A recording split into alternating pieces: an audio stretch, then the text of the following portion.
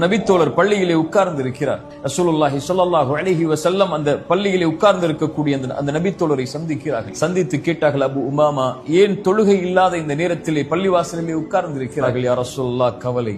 யா ரசூலல்லாஹ், கடன் மிகைத்திருக்கிறது. என்ன? அபு உமாமா, இந்த வார்த்தையை எல்லா தொழுகைக்கு பிறகும் சொல், எல்லா நேரங்களிலும் சொல்.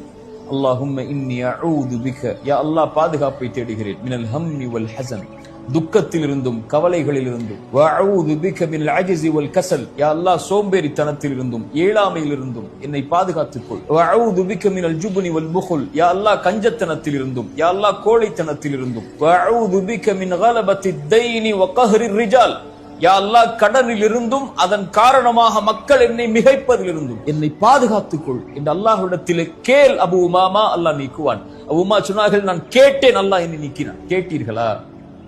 அழைத்தீர்களா? அல்லாஹ்விடத்தில் முறையிட்டீர்களா?